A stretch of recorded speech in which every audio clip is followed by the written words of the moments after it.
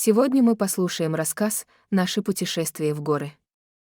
Рассказ имеет акцент на будущее время множественного числа. Vom. Мы будем. Сначала мы послушаем рассказ без перевода и субтитров. Затем мы послушаем рассказ с переводом и субтитрами. В конце мы еще раз послушаем рассказ без перевода и субтитров. В этот раз вы уже должны понимать текст лучше. Mâine vom pleca într-o excursie la munte. Vom face bagajele și vom lua cu noi toate lucrurile necesare. Vom pleca devreme pentru a evita aglomerația. Pe drum vom opri pentru a lua micul dejun la un restaurant local.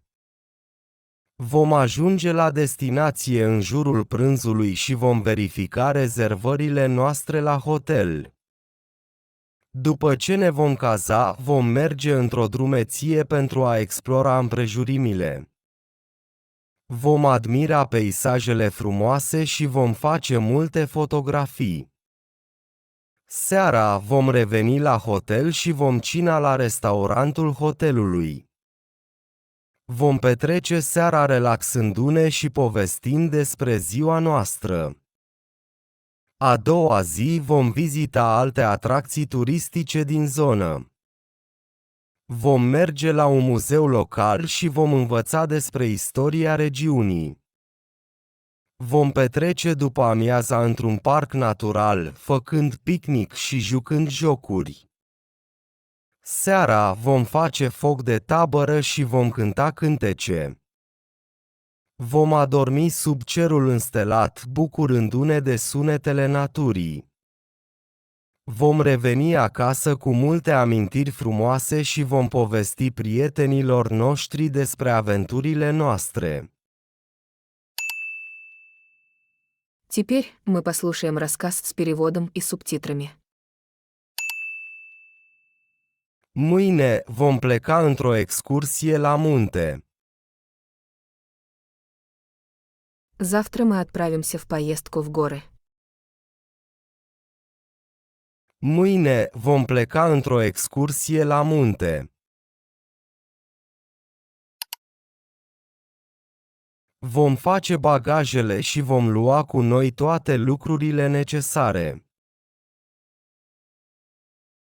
Мы соберем вещи и возьмем с собой все необходимые. Vom face bagajele și vom lua cu noi toate lucrurile necesare. Vom pleca devreme pentru a evita aglomerația. Мы выйдем рано, чтобы избежать пробок. Vom pleca devreme pentru a evita aglomerația.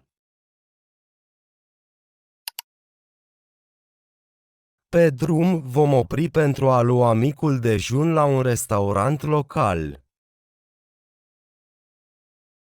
По дороге мы остановимся позавтракать в местном ресторане.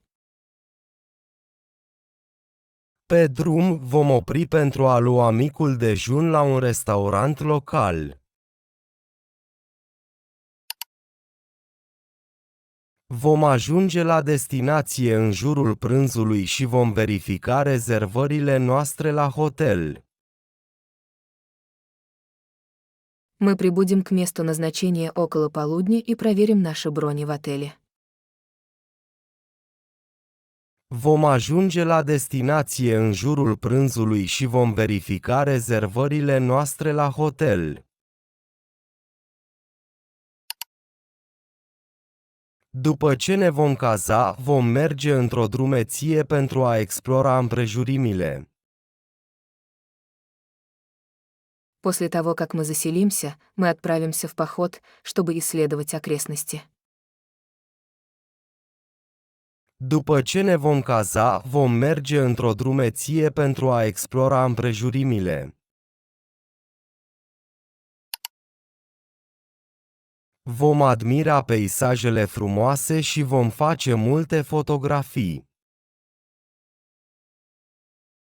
Мы будем любоваться красивыми пейзажами и делать много фотографий. Vom admira peisajele frumoase și vom face multe fotografii. Seara vom reveni la hotel și vom cina la restaurantul hotelului. Вечером мы вернемся в отель и поужинаем в ресторане отеля. Seara vom reveni la hotel și vom cina la restaurantul hotelului. Vom petrece seara relaxându-ne și povestind despre ziua noastră. Мы проведем вечер, расслабляясь и рассказывая о нашем дне. Vom petrece seara relaxându-ne și povestind despre ziua noastră. A doua zi vom vizita alte atracții turistice din zonă. На следующий день мы посетим другие туристические достопримечательности в этом районе. A doua zi vom vizita alte atracții turistice din zonă. Vom merge la un muzeu local și vom învăța despre istoria regiunii. Мы пойдем в местный музей и узнаем об истории региона. Vom merge la un muzeu local și vom învăța despre istoria regiunii. Vom petrece după amiaza într-un parc natural, făcând picnic și jucând jocuri. Мы проведем вторую половину дня в природном парке, устроив пикник и играя в игры. Vom petrece după amiaza într-un parc natural, făcând picnic și jucând jocuri.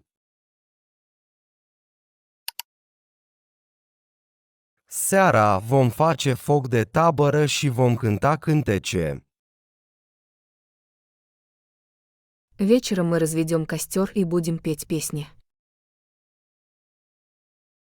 Seara vom face foc de tabără și vom cânta cântece.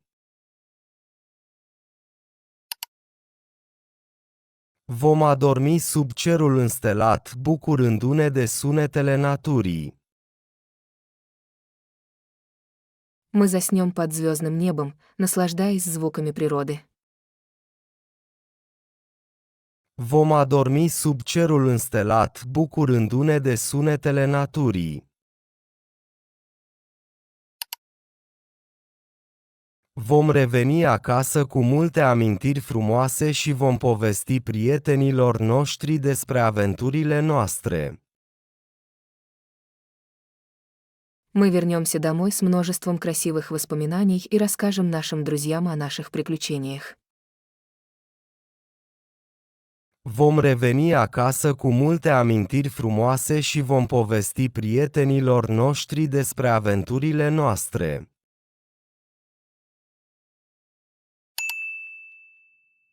Теперь мы послушаем рассказ еще раз без перевода и субтитров. В этот раз вам будет легче понять рассказ. Mâine vom pleca într-o excursie la munte. Vom face bagajele și vom lua cu noi toate lucrurile necesare. Vom pleca de vreme pentru a evita aglomerația.